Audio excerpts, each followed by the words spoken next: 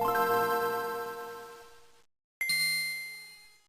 you ever thought about going to a human school where everyone is the same? Because I have. That's what I've been doing my entire life. Hello, everybody. This is that Manga Dude, and welcome to another reading vlog. We are here for March 2023. It is going to be a wild one. It's going to be a crazy one. I finished a few series, actually. Thinking about it now. Kind of interesting that for the first time in a while, yeah, I finished off two pretty big series for me. So we're going to get into it as I go through this reading log. Of course, I have started to add in comics. Basically none manga stuff, so just be ready for that. That's why it's called a reading log, not necessarily just a manga reading log. So get ready for that. It's going to be a fun one. And just as like a mini announcement, thank you so much for everybody's support over the past couple videos. A lot of my videos have been reaching a lot more views than usual. So thank you so much for all the support. Really appreciate it. Your guys' comments, I love reading them. A lot of fun ones, and a lot of interesting stories that I've been hearing. So it's been really great to see everybody's stories and have like kind of like a community that can interact with one another. It's awesome. I love to see it. So thank you so much for all of that. And let's get ready. Let's get started with this video now. Okay, so weird observation. Some of the first few novels, some of the first few volumes that I actually read in March all started with the number 2 for some reason. I think it's the first 5, not including the comic, you'll see. But it's really weird that I just happen to be reading a lot of volume 2s. But let's get started. The first volume that I read in March of 2023 is Hunter's Guild, Red Hood, Volume 2 by Yuki Kawaguchi. So this goes more into the training exam, or whatever you want to call it, for this particular world. It's still really fun. The action's great, and the art's amazing. I'm just very, very, very nervous / confused as to what's going to happen, because I know that the series ends actually at the next volume, so it's probably not going to be a very good ending, but honestly, I did enjoy what we got for the first 2 volumes. The second volume is very fun, and yeah, like I said, the art is really great, and it's just a fun time, so I don't know. It's one of those series where I'm probably going to not necessarily come back to it, but I will say it is a fun one. After that, I read the second volume of Futari Escape by Shoichi Taguchi. Yeah, this is just another fun, cute, fluffy series, or at least another volume of that. I read the first volume, I believe, a couple months ago, and yeah, I did enjoy it, so I picked up the second volume, and it was more of that, more comfy, just kind of girls doing what they want, so that's cool. That's cool. Still don't really see what the Yuri aspect of this is. I keep seeing, like, it get put into like LGBT areas, and I guess I could kind of see it here and there, but like I said, either I'm super dense or this is not a Yuri series. I think I'm gonna go with the former though, because I am very dense. But yeah, overall this is just a cute little series. It's really fun, and I can't wait for the next volume. Alright, up next, Black Clover Volume 32 by Yuki Tabata. Absolutely awful cover, but fantastic content inside. We continue with the fight against the demons, and I believe they're not the Clover Kingdom, because they are the Clover Kingdom. The Spade Kingdom. Absolutely bonkers fights. Really excited. We got to see our boy Yami come back and do his thing. So really excited for Volume 33. Just more of this arc that's been pretty entertaining, honestly. So I can't wait to get more into it as we keep going, because I think we're getting, I don't know how close we are to the end, but it feels like we're getting near-ish to the end of this arc. So yeah, really excited for that. Up next, Red Last Gender Volume 2 by When We Are Nameless by Ray Taki.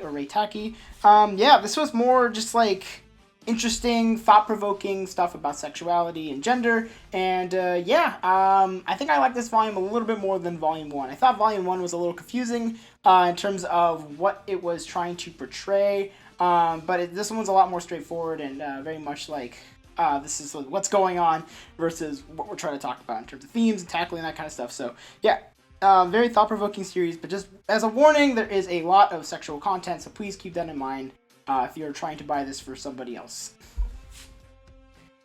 Okay, so this is the comic that I was talking about. This is Waves by Ingrid Schubert and Carol Morel. I'm so sorry if I butchered your names. But yeah, this is a really nice comic. I read it really fast. It's not very long for the most part, but it's a really beautiful, kind of somber look on how a person reacts to very horrible news and how they basically bring color back into their lives. And it's really beautiful. It's a really quick read. Just note that there's going to be some pretty big trigger warnings in terms of like giving birth and stuff like that, and also miscarriage. Just keep that in mind. That is something that will occur. But yeah, overall, this is a fantastic comic and definitely worth a read if you can find it, because this is really good. Okay, up next, I read 3 volumes of Anonymous Noise. This is volumes 2 through 4 by Ryoko Fukuyama. I've talked about this in my pickups video, I believe, but I have been very much enjoying the series, way more than I expected to.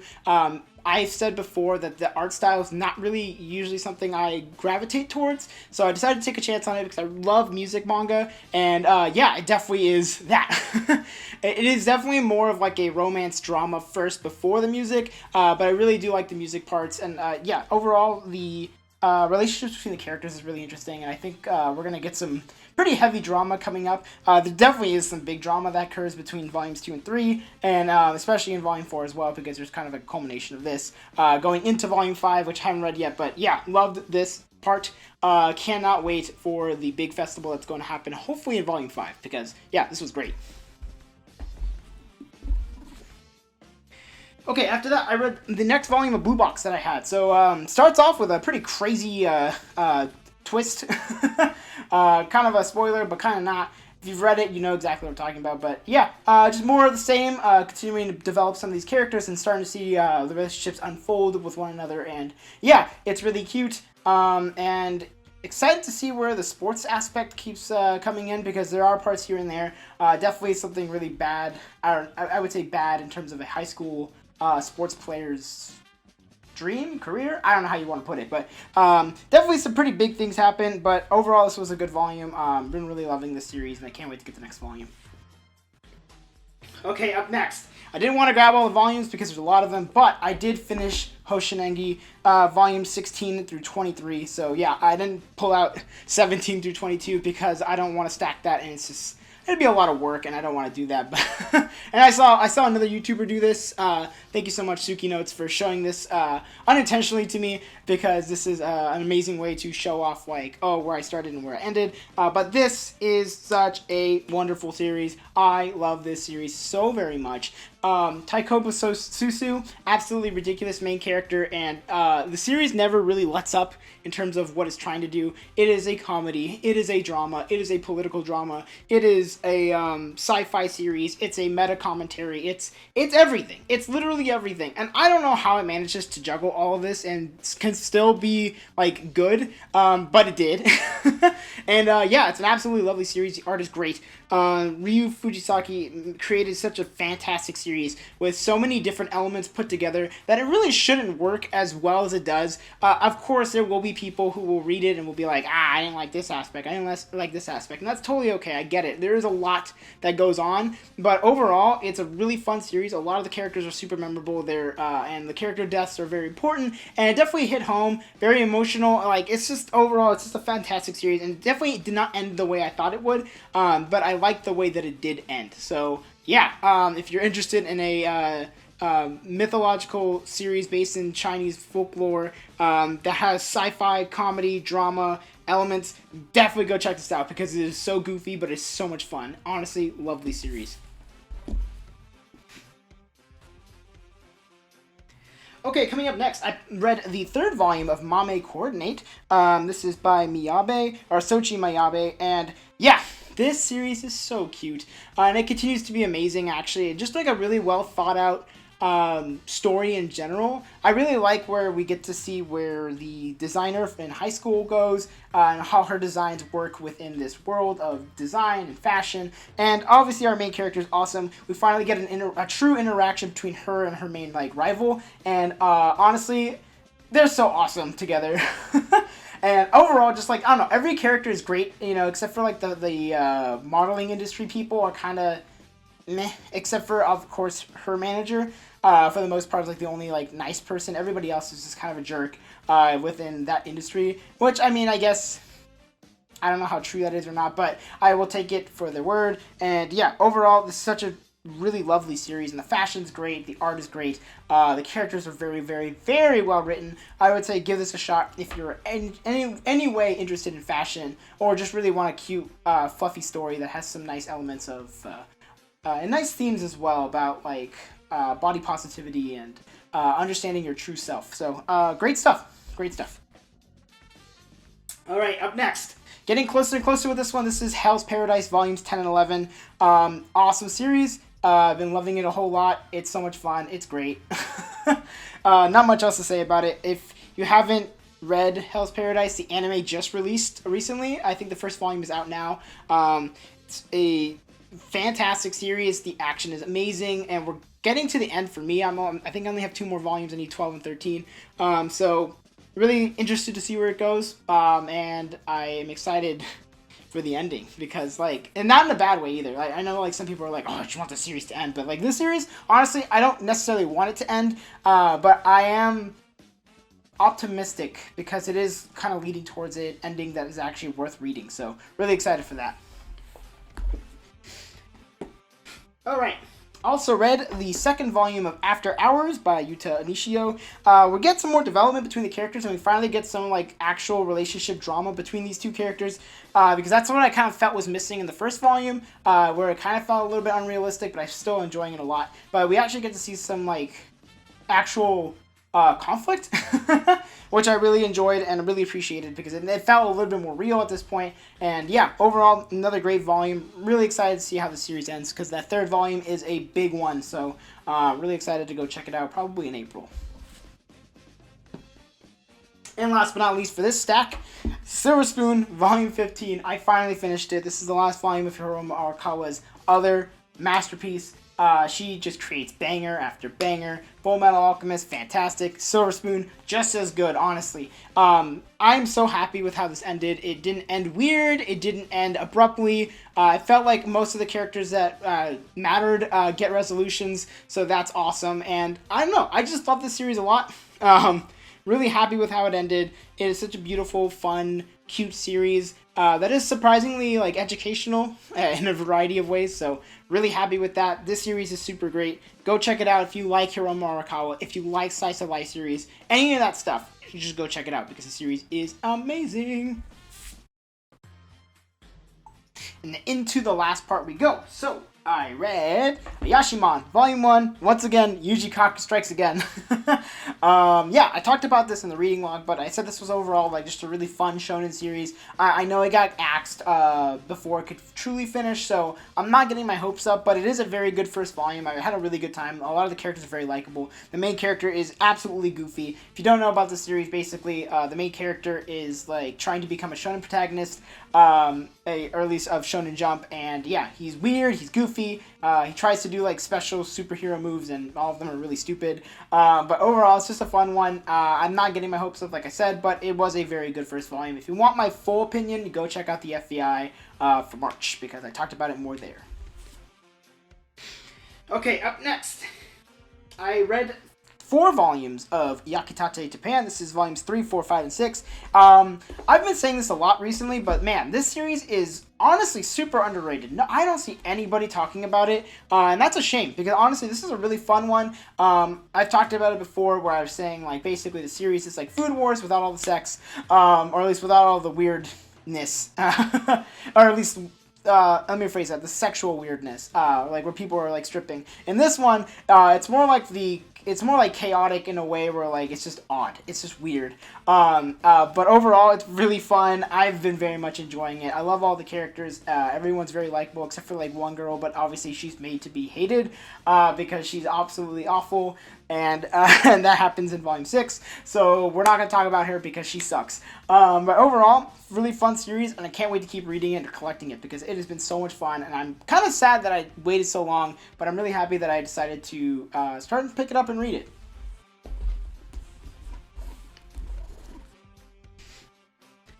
Okay, after that, I read The Girl I Like Forgot Her Glasses by Komi Fujichika. Whew, I don't know why I had such a hard time saying that. But yeah, really cute series. I liked it a lot. Basically, yeah, it's about this guy, or this kid, who likes this girl who sucks to him. And one day she forgets to get her glasses, so she ends up getting a little bit close to him, and he gets all nervous and weird. And yeah, it's just cute. It's fluffy. I believe people have compared this to like Don't Tease, what is it, Takagi? Not Nagatoro, the other one, and I can't remember what it's called. But yeah, this series is really cute. Really enjoying it.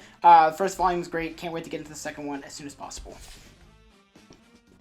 Alright, up next, I read the next volume, A Spy Family. This is volume 9, Tatsuya Endo, featuring Becky, who's flipping cool. And this also is the volume that got a lot of flack, or whatever you want to call it, because people are hella stupid, and we're trying to say, like, oh, why is the writer creating a character who's a pedophile, blah, blah, blah. Which, to give you some context, all really happens is that Becky, as you know, if you've been reading the series, Becky likes Lloyd. So she, like, there's, like, a chapter in this where she tries to, like, show how cute and whatever, how much of a bride she can be to him. Lloyd totally doesn't care. He's like, why is she doing this? This is really weird. You're just a kid, like, stop, kind of thing. So, like I said, it was a complete overreaction. I don't know why people were getting, like, all hussy and fussy about, honestly, because, like, I don't think it's abnormal for a young child to have a crush on someone or something, especially someone who's an adult. It's impossible to say, like, oh, like, when I was, 8 years old, oh, I liked Britney Spears or something, or, like, I thought she was, like, whatever, like, that would be great. Yeah, every child has some stupid fantasy about an adult that's never gonna happen. It happens. I mean, not every, but whatever, you get it. Like, it happens. It's not weird. It's weird only if the adult is like, oh, yeah, totally, man. So, overall, complete overreaction to this. Lloyd is fine. Tatsuya Endo is fine. This series is great. Go check it out. Lovely stuff. I love this series. After that, I read the next volume of Jujutsu Kaisen, Volume 19 by Gege Akutami, featuring this guy on the front. He is like the judgment guy. Finally got to it. I know everybody and their mothers was sharing like the tub scene where this guy is sitting in a bathtub. Really weird out of context, and honestly really weird in context, but really cool fight. I really like the fight between him and Itadori. Super cool. I'm really excited to see where we're going now, because it is getting a little confusing, I'm not going to lie, for the culling game, so hopefully it straightens itself out so I can kind of try to remember everything. But yeah, overall this was a good volume. I really liked it. Next, I read Kubo Won't Let Me Be Invisible, Volume 6 by Nene Yukamori. Another cute series. Basically just like the girl I like forgot her glasses. Another just cute one. But obviously this one's a little bit different because the main character is like supposed to be like invisible, ha ha ha. But Kubo, the girl, doesn't allow him to be invisible though. So I don't know. We get to see some character growth in this one. It's really cute as usual, and I've been liking it more and more with every volume. So yeah, this is a really fun one. If you want like a cute little rom-com, go check it out. All right. In the complete opposite vein, Run Away With Me Girl, Volume 2 by Batan. Oh my gosh, what a roller coaster of emotions. This series will like stress you out. Definitely stresses me out a lot. And this volume was absolutely remarkable. Just more like questioning why and who and what we do things. And like why, I guess, like why being gay in Japan is like considered like looked down upon and all these kinds of things. So it's just a very thought-provoking series. I really liked where this volume went, and I am cautious about the third volume because I am scared. There's something that happens at the end of this volume that's like, oh no, it's all finally coming to a head. So I don't know what's gonna happen. I hope it works itself out. But judging by how the series has been written in general, I don't think that's gonna happen. So I am a little worried for our two main characters here. So hopefully it works out.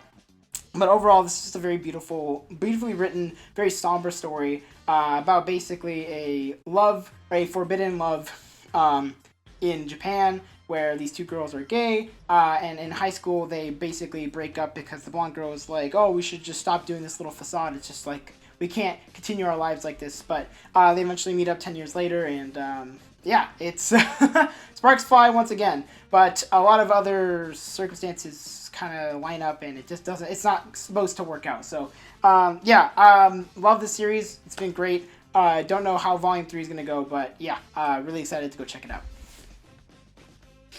Alright, up next, Insomniacs After School, Volume 1 by Makoto Ojiro. I talked about this series in the FBI, but I very much like this. This is a really fun little school life like slice of life series, basically following these two kids who both have insomnia, so they can't sleep at night. So what they do is during class and during breaks, they go up to this astronomy club room that has been abandoned for a reason, and that's where they hang out and sleep and nap, so they can, be normal human beings. So overall, it's just a cute little series. Really love it. The art's great. The writing's super awesome. Like, just some great art across the board. I don't know, they're super cute. I love these two kids. They're awesome, and obviously the cat's awesome too. But yeah, overall it's just really fun. If you want a cute little series where kids do, or like high school kids do whatever they want, I guess, for a variety of reasons, go check it out. It's fun. And another one that I did during the reading log, and this actually was my favorite volume that I read, at least new volume that I read, in March. So this is called The Name of the Night by Tama Mitsuboshi. Really great series. Really enjoyed it. Honestly, go check out the FBI because I don't think I could do it justice here. But let's just say it's a very fantastically written series with amazing art, fantastic characters, a story that's like genuinely interesting and makes you want to keep reading, and with a fairly twisted villain that I was not expecting so early in the series. But overall, this is a great one. Go check it out, honestly, because I don't really want to talk about it here. You should just go read it instead. Alright, I read the first volume of The Delinquent Housewife by Nemu Yoko. This is a cute one. Basically follows a story about this girl who's marrying into a family, and she doesn't know how to do any of the housework. Because she was kind of a delinquent in high school, so like she found it not necessary to learn anything. She was just kind of a hoodlum, just did whatever she wanted. But now she's marrying into his family, and she's worried that the family is going to judge her because she doesn't know how to do anything. So she slowly but surely learns all these things, like doing laundry and cooking and stuff like that. So yeah, it's really cute. It's really fun. I like the tenacity of the main character, and also like this the relationship that she has with her soon-to-be husband's brother. He's super cool, and the sister is weird. We're not going to talk about her, but overall, I like the family a lot, and I like her friend a lot, too. She's really funny. But overall, pretty good first volume. Excited to go check out the next one. After that, I read the second volume of Touring After the Apocalypse Volume 2. This is Sake Saito's interesting post-apocalyptic series, as the name suggests, Touring After the Apocalypse. It's very mysterious in a way, because like the main character's having all these dreams, and like the other girl, I'm not gonna spoil it, but yeah, she has something going on with her as well. But it's very odd and interesting, and like you're wondering what's going on, how did the apocalypse happen, and they're like kind of hinting here and there. So overall, this is a really fun one. I really enjoyed this volume specifically. Volume 1 was great, but this one was fantastic. Really excited to see where this goes, and I hope more people pick it up because not a lot of people have been talking about it. It's actually very good. Okay, up next, I read Smoke & Parade, Volume 5 by Jinsei Kataoka and Kazuma Kondo. Yeah, this is a series by the same mangakas behind Dead Man Wonderland and Livingstone. This one's really fun. Another really fantastic volume. Been loving the series. Basically, like in this volume, they get sent up to like, I don't know how to explain it, but basically, if you've read Fullmetal Alchemist, they get sent to the north in the same way, in the same vein, where like the people in the north are like they just hit different. So overall, it's interesting that we get to see more of these like characters that use these gears, and excited to see where it goes because our main character is kind of going off the rails. So yeah, excited, really excited. Fun volume, good one. Alright, up next, not a manga, but a comic. This is Sim Magica by Chunap.